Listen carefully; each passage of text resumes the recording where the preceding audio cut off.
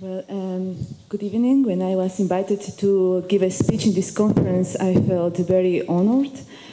But at the same time, I was a little bit concerned because I was wondering how I could link my experience as an organizational psychologist and teacher trainer with the other topics of this conference, which are more labor, legal, social oriented. Well, I found the answer in the background and purpose of this conference, which suggests, the next one please, that when we talk about labor markets and social security, we should start by recognizing that in IT societies, labor markets are in constant change through new forms of work and education.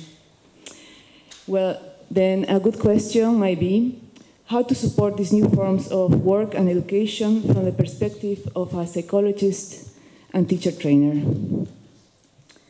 And I will focus on new forms of teaching, that is, teachers as workers, teaching as working, and as in blended learning as a new form of education.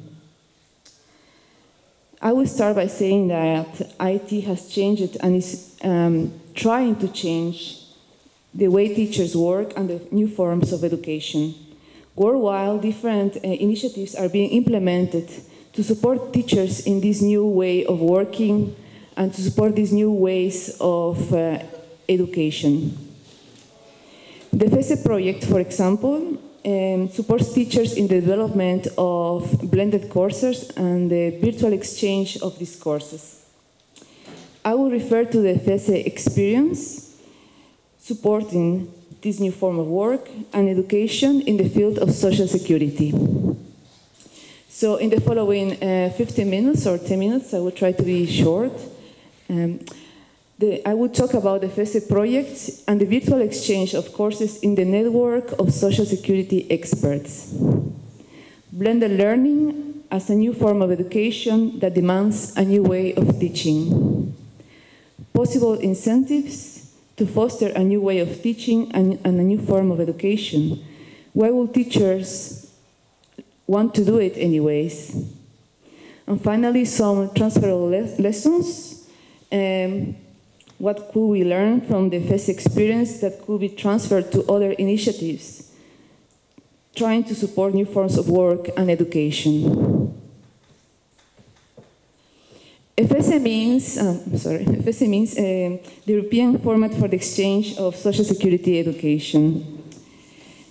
As I have said before, EFESE supports the virtual exchange of courses among diverse universities in Europe.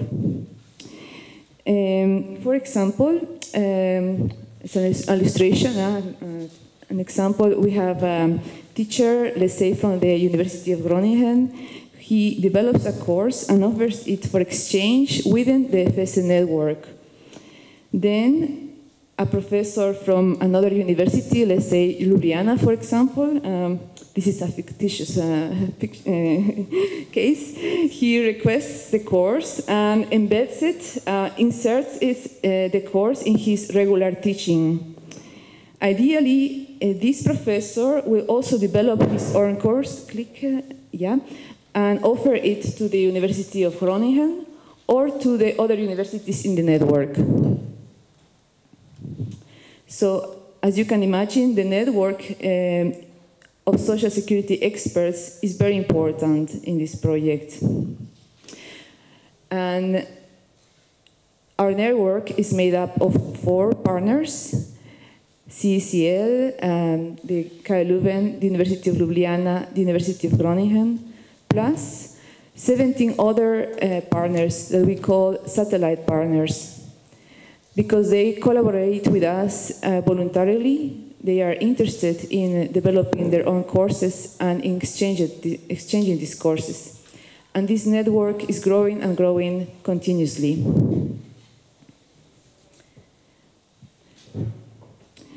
So, as I have said, EFESE supports the development of blended courses and the virtual exchange of these courses. But what is blended? Blended means that these courses combine online learning with in the classroom activities. So we can say that blended learning is a new form of education that combines innovation and tradition. There are two moments in blended learning. A moment when the student works on his own space, outside the classroom, on his own time, and a moment when the student works together with other students in the classroom to share what they have previously prepared. Here is an example of a blended course on research skills. So in the first moment, the student watches a video. He has to read some chapters in a book, read some examples, listen to the feedback on the examples, practice, prepare the exercises. In the second moment, the students come together to the classroom to discuss the exercises, to answer some questions, and to take a test. So as you can see here, the first moment is mostly supported by online material, and the second moment is supported by a tutor. Next, please.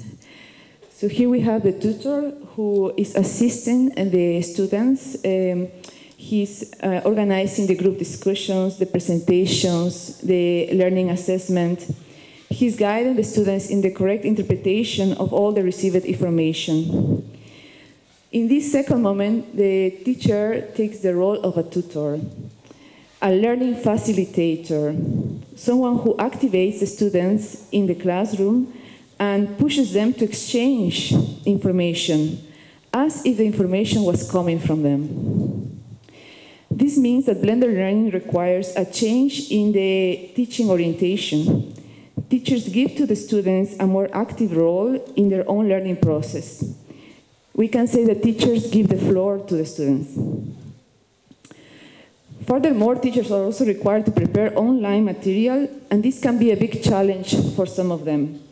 And here I took the case of our dear Professor Paul Hawkins, who has many years of experience. You have seen him, he's here with us, and when you see him in the classroom, he can come in touch very easily with the students, walking around, and it's very easy for him to get their attention. But when he starts doing blended learning, and that was our experience together, the main challenge he had to face was technology and trying to reach the students despite the distance, trying to give a good message while talking to a video camera. So this can be a real challenge for all the professors. You have to be very careful. Paul can tell you later about it. You have to look into the camera. You have to memorize the text. You have to be careful with the words that you use, the silent moments, and so on. So you really need to invest time in this. And why would professors be willing to face these challenges implied in this new form of work?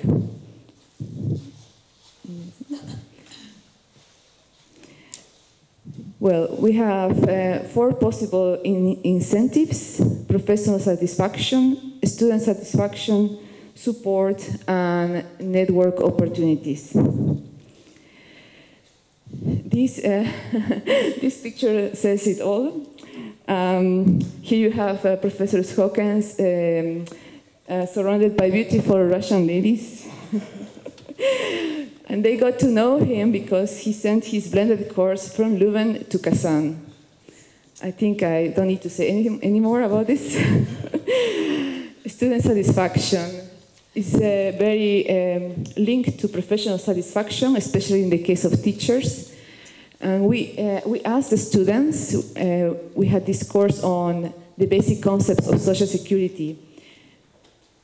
Would you recommend this instruction to a student who wanted to learn about social security? And the majority of them said yes, and absolutely yes.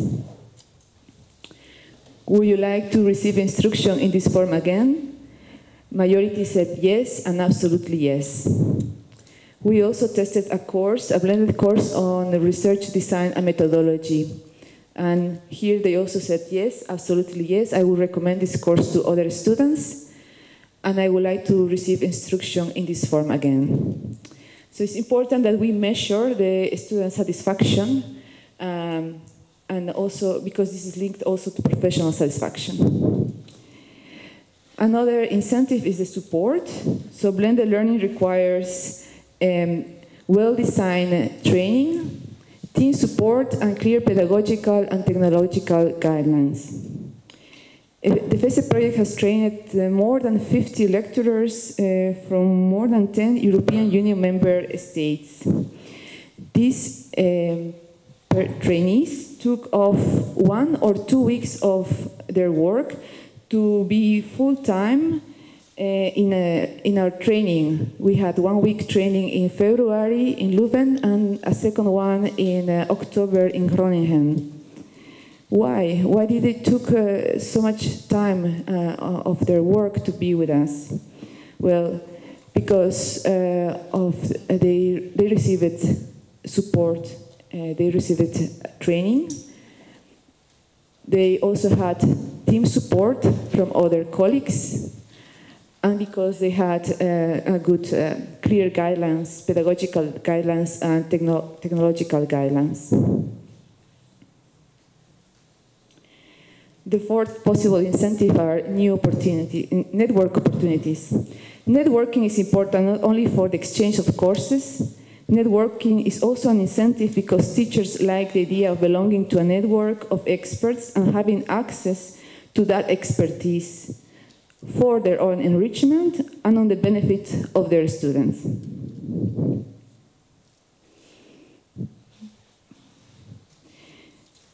Any investment made to reinforce these incentives pays out the bill. So if you have a teacher, or I can also generalize, let's say, a worker who invests in his own self-innovation, he gets professional satisfaction. The institution who invests in training, in team support, guidelines, gets the interest and commitment of the worker. And the teamwork that opens itself and provides its members with growing opportunities enhances team support, interest and commitment, and professional satisfaction. These are the lessons we have learned in the EFESE project that are transferable to other projects trying to support new forms of work and education. To conclude, this conference is about new forms of work, education, and social security. IT, in the case of education, is inviting and even sometimes pushing teachers to work in a different way. But in which way? Blended learning is one alternative. It is a new form of education where teachers can combine innovative and a traditional way of working. Blended learning is a challenge because it implies a change in the teacher's conception of education. Who takes the floor? And a challenge in the working habits. They prepare before the lesson, their role during the lesson, the following up work after the lesson. There are several possible incentives for the teachers to face this challenge. Professional satisfaction, student satisfaction, support, and network opportunities. Any investment to activate these incentives pays out the bill. Thank you.